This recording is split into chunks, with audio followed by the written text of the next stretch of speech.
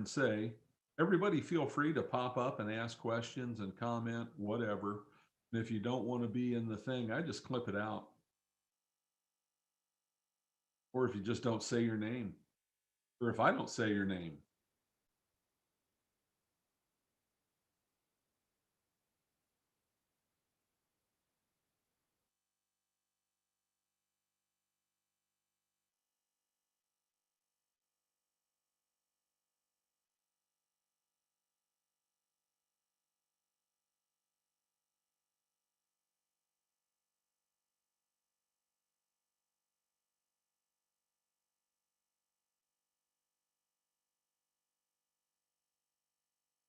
This microphone over to the one side. So to see things, I have to do this.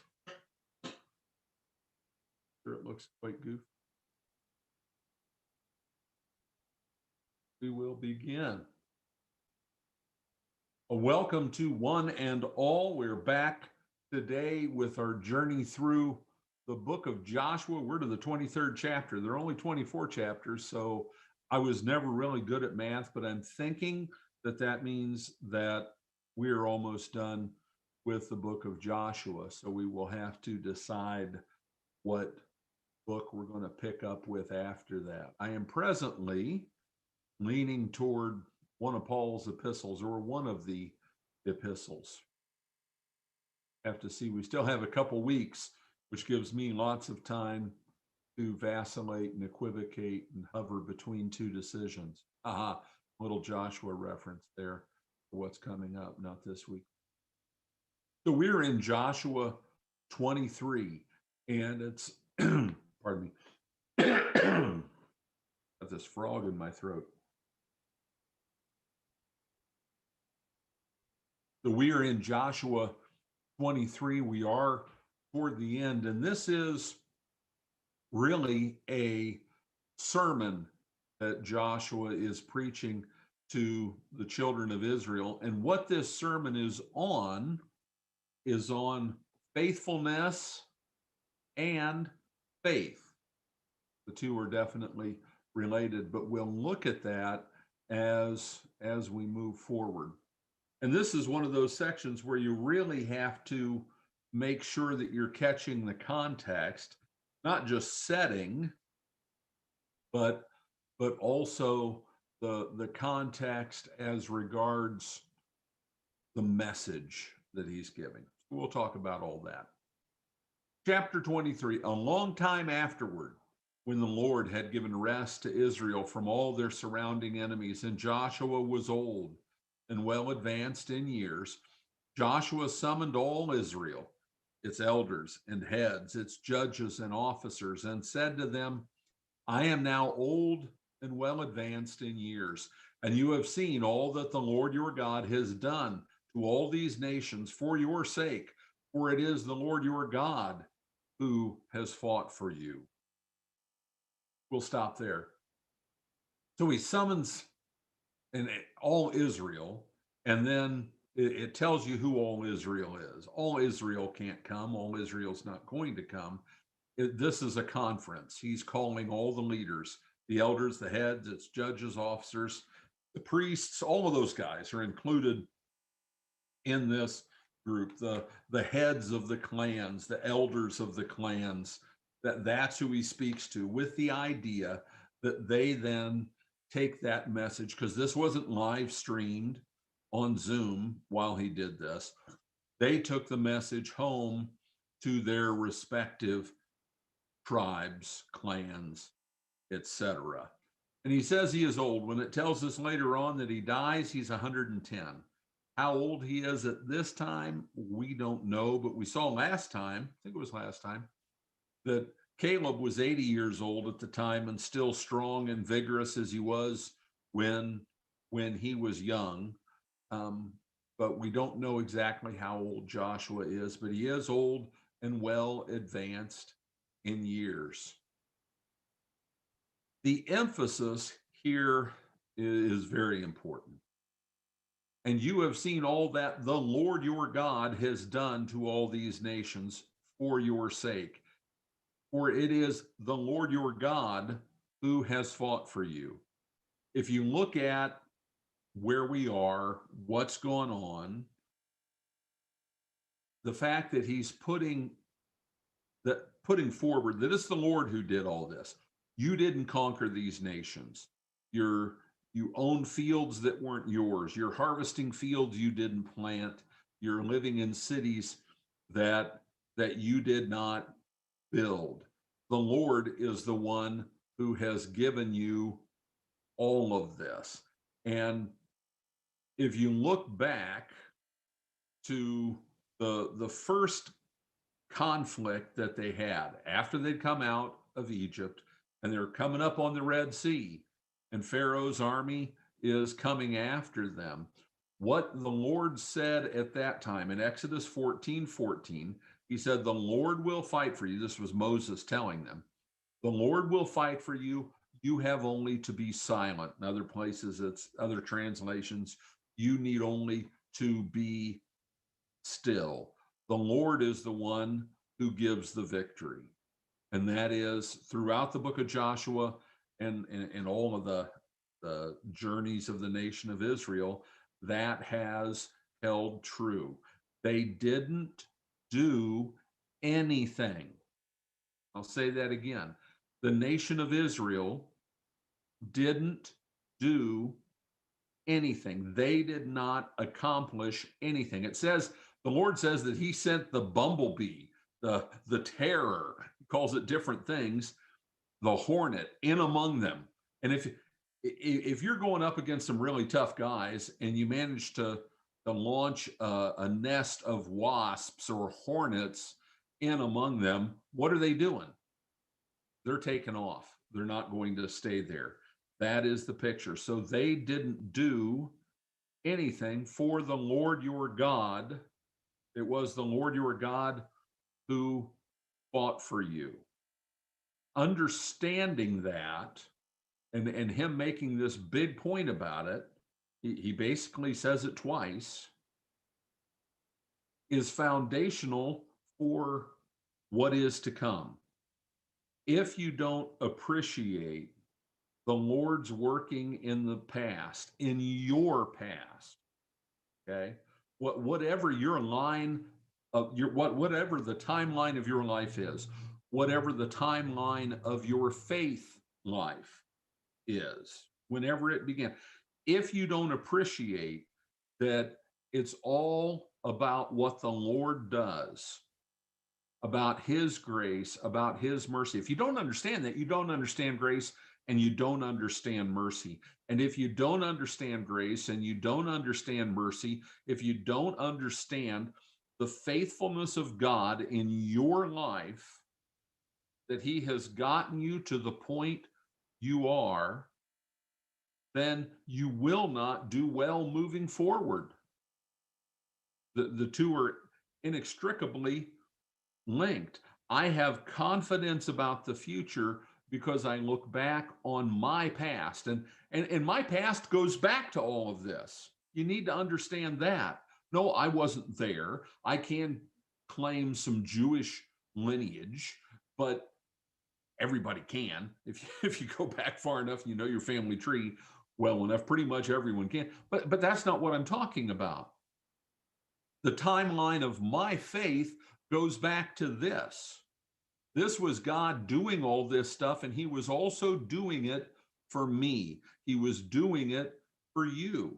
So all of these miraculous workings you can look back at as your heritage. So that's my heritage. And then I can look at my own life. In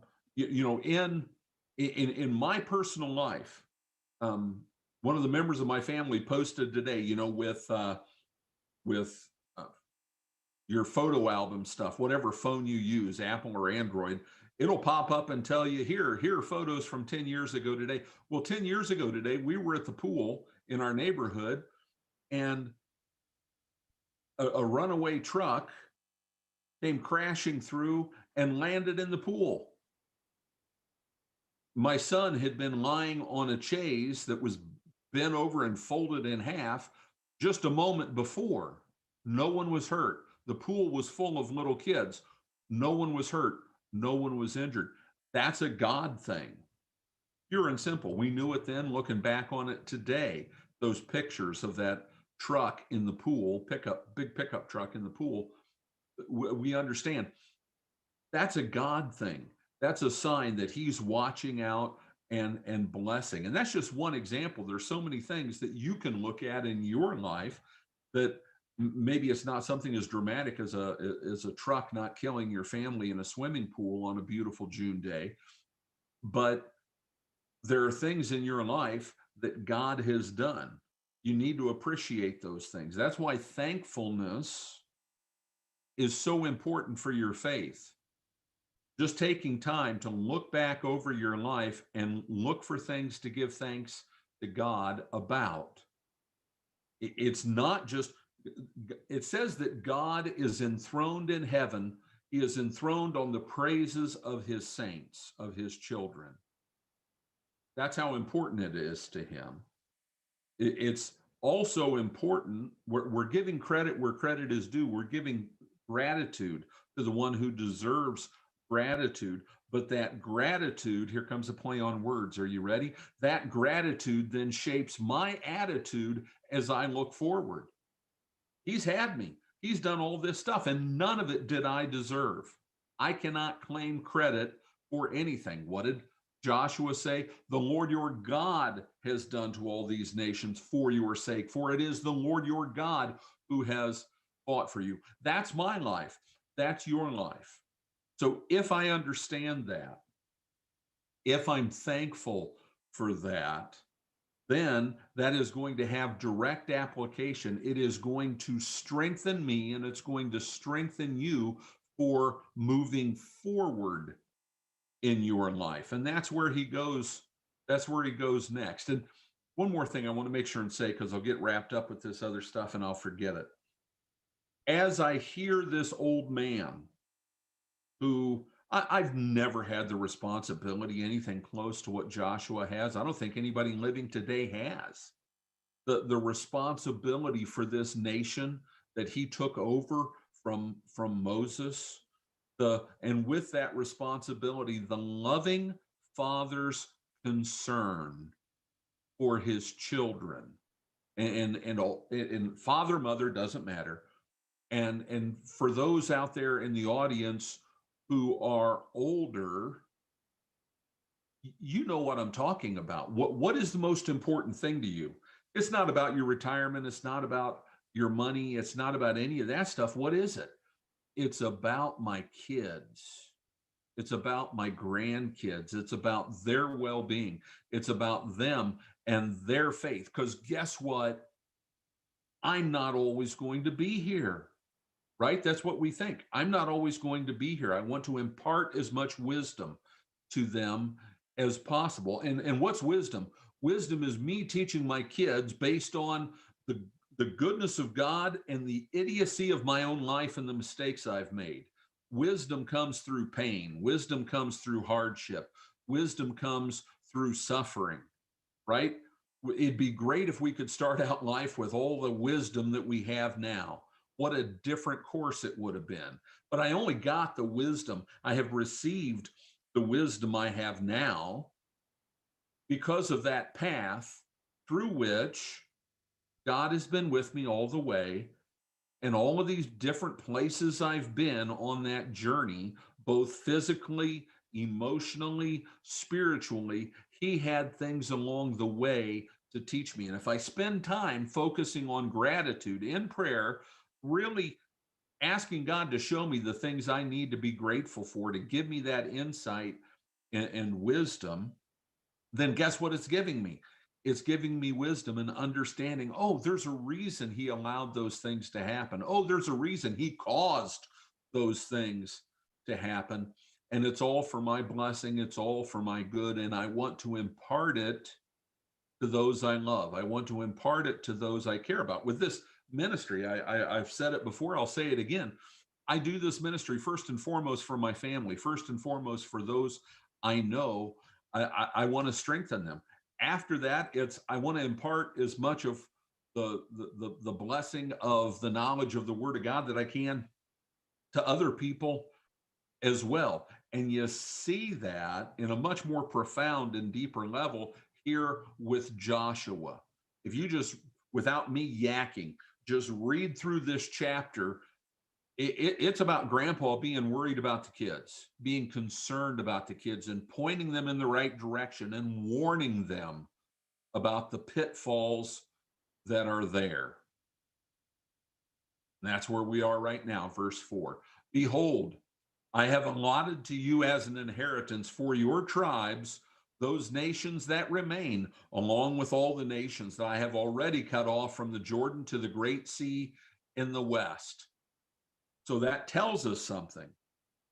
And we talked about this before. Let me find my map. Quit jumping around, Kurt. There was still territory. If you look at this stuff that's not green around here, especially over here and in here, there was still territory to be conquered. And he's going to talk about that. The Lord your God will push them back. Well, how can you know that? Because he's promised to do that. And he's going to say it later. None of what the Lord God has said has fallen to the ground. None of it has failed to come to pass. Every promise he's made has come true. What would you give for a friend? What would you give for a spouse who everything they had ever promised they'd done?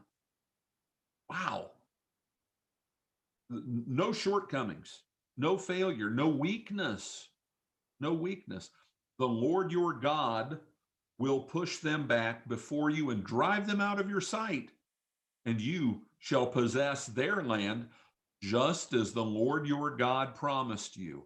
And as we go forward here, and we're not going to look at every one of them, but you notice the blue note with the blue background. Every one of those, as we scroll down, I can go over here and hover and show you, just as the Lord your God promised you. Numbers 33:53, and you shall take possession of the land and settle in it, for I have given the land to you to possess it.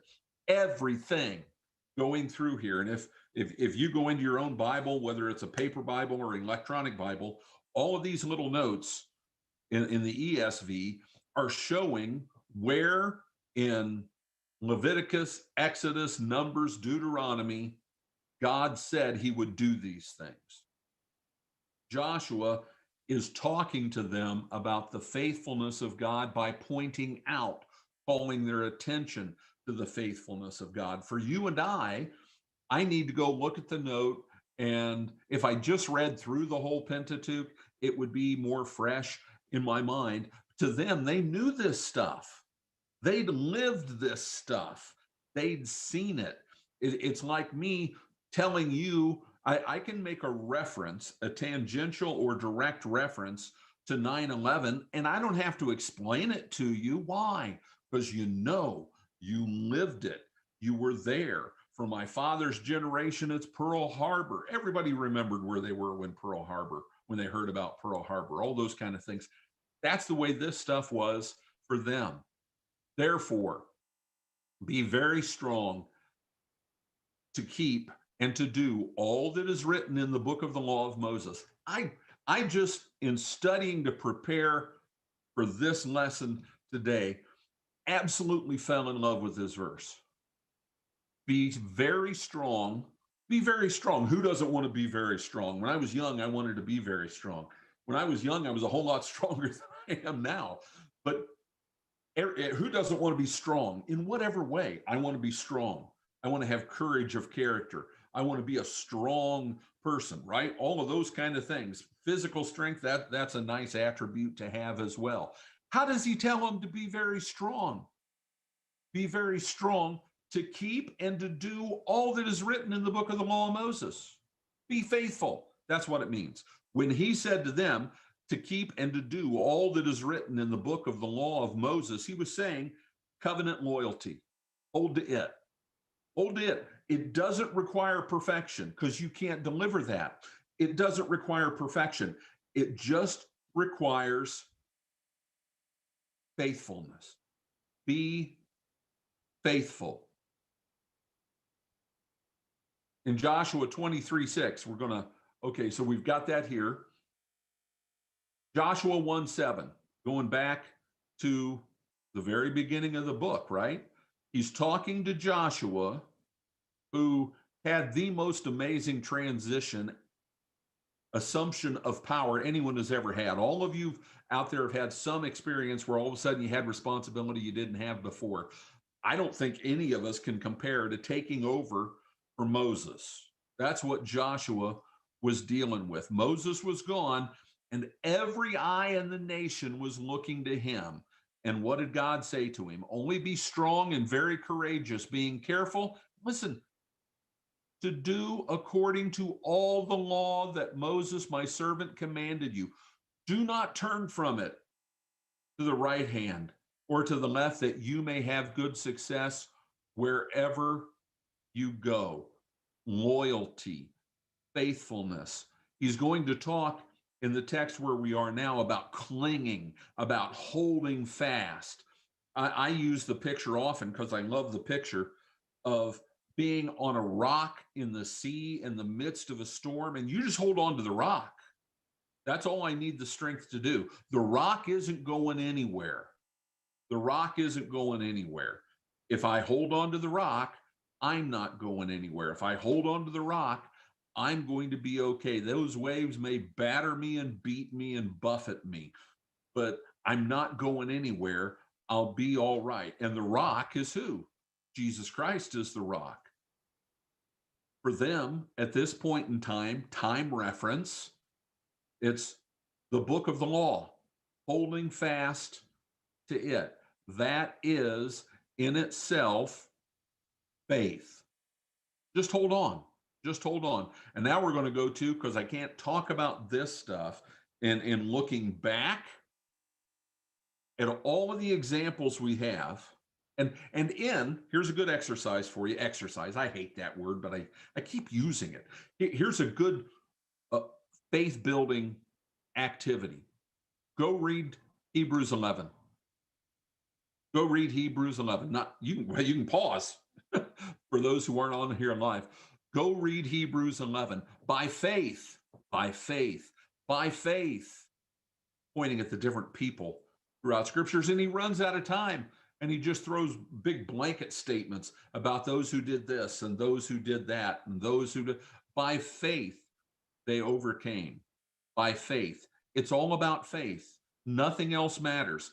The house I'm sitting in, all my possessions, everything I know as being my world, which the more you learn and the older you get, the more you realize that what I thought my world was ain't my world. We've been lied to. There's been all kinds of deception. That's why I called this channel Decoding the Deception.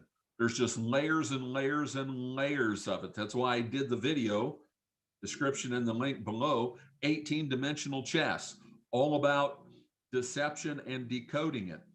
But I want to hold to the truth and not be deceived. And to do that, I look back on all the faithfulness of God so that I can look forward with confidence in his faithfulness in the future. Revelations 2:10. He's telling them they're going to be put in prison for a while, some of them. It's 10 days, it's figurative language. They were going to be in there for a while, but it wasn't indefinite, but they were going to be persecuted. Do not fear what you are about to suffer. I don't care what's coming. That's for us. That's for you. Do not fear what you are about to suffer, whatever it might be. Behold, the devil is about to throw some of you into prison that you may be tested. And for 10 days, you will have tribulation. 10's a number of completeness. That's part of the concept of using 10 there. But this is where I was going. Be faithful unto death, and I will give you the crown of life. What doesn't it say? It doesn't say be perfect. It doesn't lay out a list of objectives and goals and things you are to achieve in life. You want to know why a whole lot of people get frustrated and upset and feel like a failure and feel like their life doesn't matter? It's because they're reading off the list that they wrote. God didn't write that list. God says, be faithful. Take my hand. Let's go places spiritually. Let's go on a journey. I'll take you. If I make the list and write it down, I'm gonna start seeing all these things I didn't do, all these things I didn't achieve, all these places I didn't go, all these things I didn't see. It doesn't say that. Be faithful. Be faithful. And I'm not saying it's easy to be faithful, but Jesus does say, take my yoke upon you and learn from me, for I am gentle and humble in heart, and you will find rest for your souls. For my burden is easy and my yoke is light. Did that from memory, so I might have messed it up a little bit, but just be faithful. Be faithful unto death, whenever that death may come. And I want to be at the place in my life spiritually when I don't care when that point comes. I mean, do I want to be here with grandkids and family and all of that and be here for them? Yeah, I do, for as long as possible. That's great.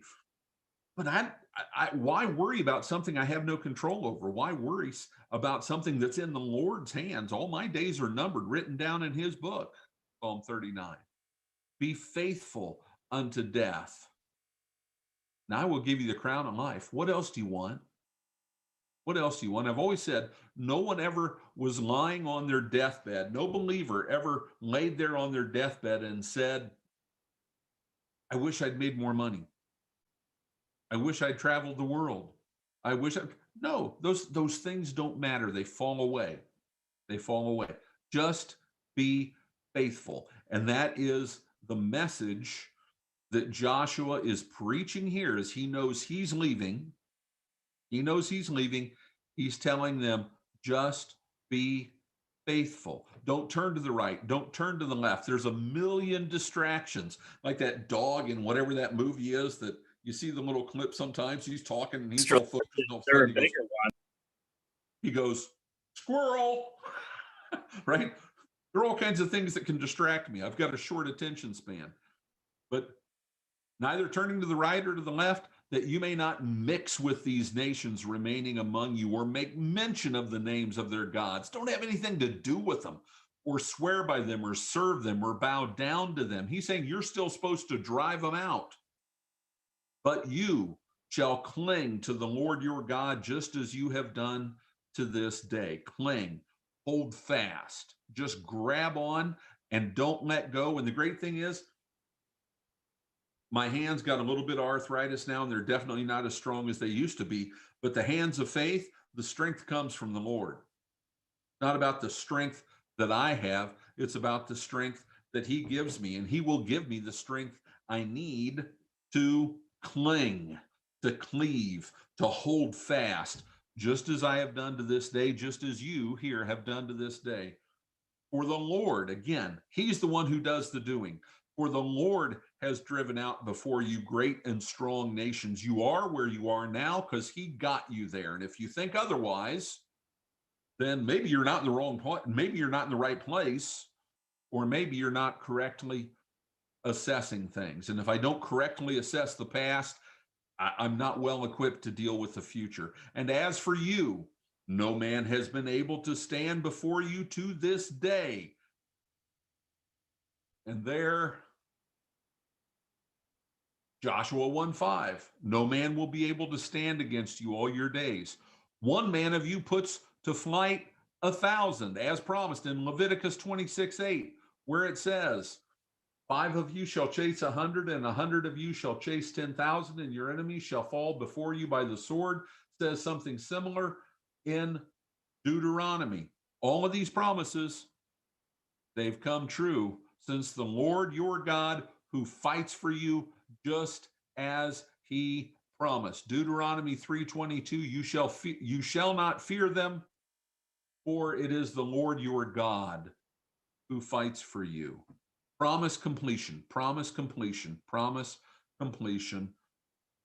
How does that allow me to see the future? Be very careful, therefore, to love the Lord your God. If I love, what do? I cling, I cleave. That I'm not going to let it go. I'm not going to let her go. I'm not going to let them go.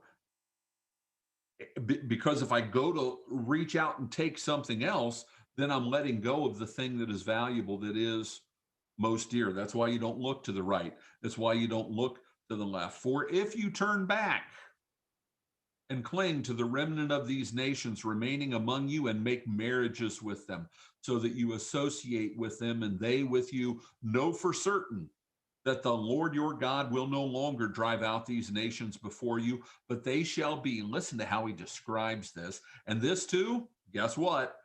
Warning, warning, warning, warning. In Exodus, Numbers, Deuteronomy, and then the fulfillment of it in Judges 3, which we will go to. But they shall be a snare and a trap for you. These were people who used snares and traps, and they knew what this meant. A whip on your sides and thorns in your eyes until you perish from off this good ground that the Lord your God has given you. How does he start this? For if you turn back, if the picture is, the main thing to take away here is you're turning away from me. You're turning away from me. You're not clinging to me. You're turning to something else. You're turning back and away and cling to the remnant of these nations among you. There were still nations among them. He had just told them the Lord will help you drive them out. What you're going to see when you get to Judges, guess what they didn't do? It says that all the people of the age of the elders of Israel, the elders who served under Joshua throughout their lifetimes, Israel remained faithful. But then it goes through in detail, listing out that Manasseh didn't drive out these people and these people and these people, and they didn't, and Benjamin didn't drive out these people and those people. And these very things that he's warning about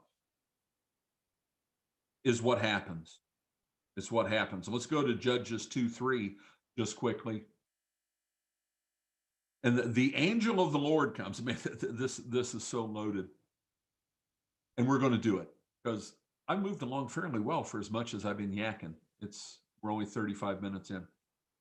The angel of the Lord appears at Gilgal, and he says this, the angel of the Lord, I brought you up out of Egypt. This is why in the book of Jude, it says that it was Jesus who brought them up out of Egypt, because the angel of the Lord is the pre-incarnate Christ. Jesus brought them up out of Egypt. We're back to that two powers, the Trinity, but as they understood it at this time, and the way they talked about it, the two powers in Yahweh.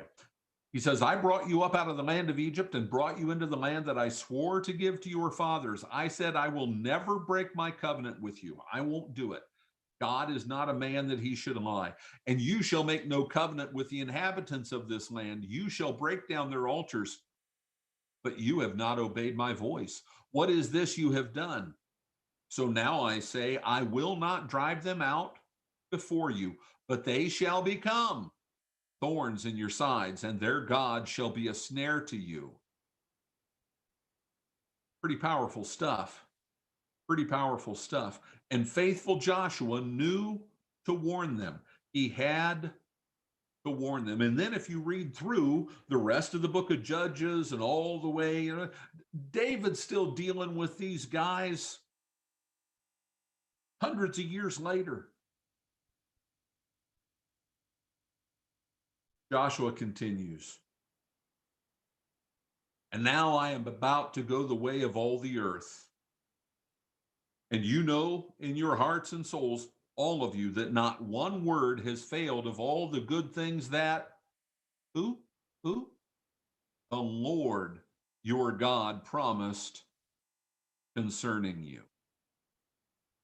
We would expect with this leader, a president's leaving office, prime minister, whatever, they're leaving office. What do?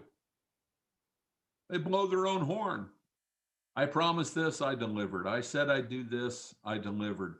I said I'd do this, and I fought for it all the while, and I got this much of it done. He sets it up, and then he hands all the glory. He doesn't really hand it because it is the Lord's glory. He acknowledges that it's the Lord who did everything. None of it failed, that the Lord your God promised concerning you. All have come to pass for you, not one of them has failed. There is a term that is so important on so many different levels and so many different contexts in our faith. It is the humility of faith. Humility of faith. And it's a multifaceted jewel of truth. The humility of faith, it starts with, I'm such a miserable wretch. I'm such a dumpster fire that spiritually and morally and everything else, that God Himself, that angel of the Lord, had to come and take human flesh and live the perfect life that I'm not going to come close to and die to forgive me. I'm a wretch. I'm just a mess. So if my journey of faith begins at that point, doesn't that require me to be humble? Who am I? Oh, who am I that for my sake my Lord should take frail flesh and die? Quoting the hymn, My Song is Love Unknown. I'm nothing. That's just the start of it. Then, if I look at my progression in my life of faith, that journey, it's a hand in hand walk with whom? It's a hand in hand walk with the Lord Jesus. He's the one who's gotten me where I am. He's the one who has pulled me back from the poor decisions, the errors. He's the one who's redeemed all of that and blessed all of that and used it for my good. It's all about Him. It's all about Him. That concept that it's all about Him and it's not about me, it's humility of faith. I understand who I am, and I acknowledge who He is and praise Him for it. And there's nothing but gratitude. Gratitude flows from humility. And what's one of the most amazing things about Jesus? I mean, we go on and on and on about amazing things about Jesus. He humbled Himself. He humbled Himself. He let creatures, His creatures, kill Him. And He didn't have to do it. He could have stopped it all, but He did it. He did it for us. There is, in that humility of faith, there is the important concept of service. I hope I get the reference right. Matthew 20:28, the Son of Man did not come to be served, but to serve and to give His life as a ransom for many. If you want to be great, be nobody. If you want to be great, serve, right? You want to see a great mother? She's selfless. The child comes first. If that means no sleep, if it means whatever, the child's well-being comes first. It's service. It's not about me. It's about someone else. Jesus is great because He made Himself nothing and He died as nothing. The crucifixion was reserved for the worst kind of criminal. We see crucifixion, we think, wow, what a lousy, horrible, awful way to die. It was more than that. It was a we get hung up about executing any criminals, and for the most part we don't do it right anyway, and we execute all kinds of people who shouldn't be. But they didn't just have one way of executing people. Paul got his head cut off with the sword. Why? Because he was a Roman citizen. Roman citizens didn't get crucified. They were, and getting your head cut off is a pretty merciful way to go as far as execution goes. Crucifixion was reserved for the worst of the worst. It was in itself a humiliating statement because they hung you up there naked and it took you days to die in agony. Pretty daggone humiliating. Okay. Service, humility. What do we see in Joshua? What did he do all his life? You really think he had much time to enjoy the inheritance he got in the promised land? To just settle back, plant some vineyards, ride a horse, relax with the kids. He didn't have much time left. He'd given his whole life to service to the Lord and service to the children of Israel. What we do unto the Lord, whatever service that might be. Yeah, I'm serving others, but I'm doing that as service to him. Because what's my job? What's your job? What is our job? I am supposed to be Jesus. Christ is formed in us. I'm sanctified. I'm getting to be more and more and more like him. That's the goal. That's the goal. So what did he do? He served. What didn't he do? Complain, whine, ask, can't these people just go away? He never did any of that stuff. We've seen that many times in our study in the Gospel of Matthew. He's exhausted, he's dead beat, he's tired, and all these people come and he can't turn them away. His disciples tell him to turn them away, and he goes, I can't. They're like sheep without a shepherd. And so he'd teach, and then he'd feed them. Okay. Selfless service flows from humility. Humility is foundational to me understanding who I am in Christ Jesus and how I got there and where he's taking me. And that's it affects how we look forward. What are my goals for the future? I want to be like Jesus. That's my goal. Larry Norman, The Rock That Doesn't Roll, 1973, Solid Rock Records. I want to be like him. I want to be like him. If I've got other things set out as my goals, maybe it won't go so well. I'm not saying we shouldn't plan and do all that, but I want to pray about my plans. I want to pray for wisdom and be ready if he turns me in a different direction. But here, back to where we are, is the children of Israel and what they were supposed to do. And when I look at them screw up, I better take it to heart for myself. Let him who thinks he stands take heed lest he fall. And all I have to do, that's the other thing about looking at your own life and looking back. If I want a dose of reality, all I have to do is look at my past. I want to be, can't help it. It keeps popping in my head. Larry Norman. When I look at my past, I feel so strange. I look at that and I go, how could I have been that? How could I have done that? How could I have not been what I should have been? Same song, Rock That Doesn't Roll. Highly recommend it. Pull it up on whatever streaming service you use. Larry Norman, The Rock That Doesn't Roll. Okay. And now I am about to go the way of all the earth, and you know in your hearts and souls, all of you, that not one word has failed of the good things that the Lord your God promised concerning you. You know who else, when he's ready to die, says he's going the way of all the earth? He's quoting Joshua, David.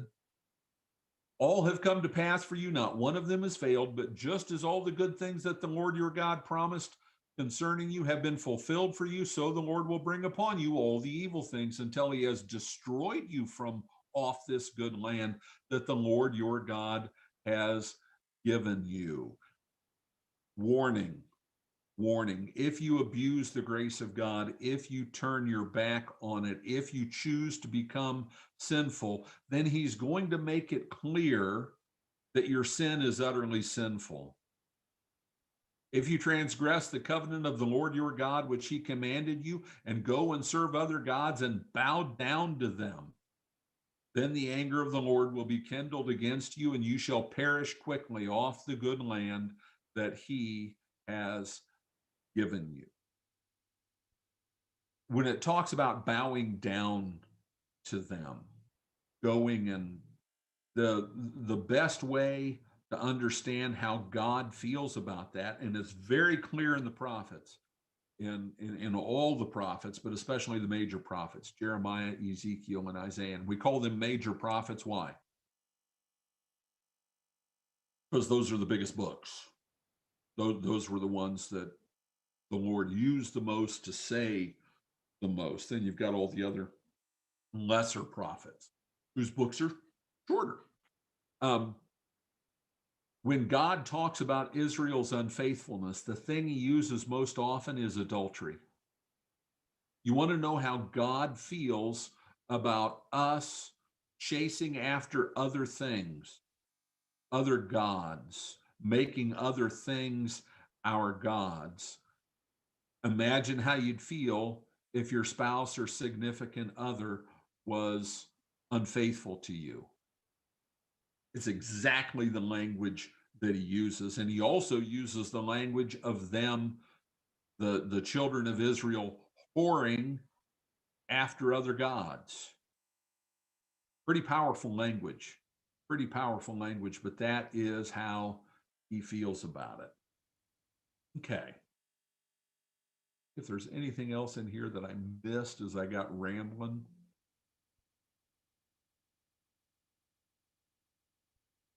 Well, I think we got it all. So we're going to wrap it up just a few minutes early.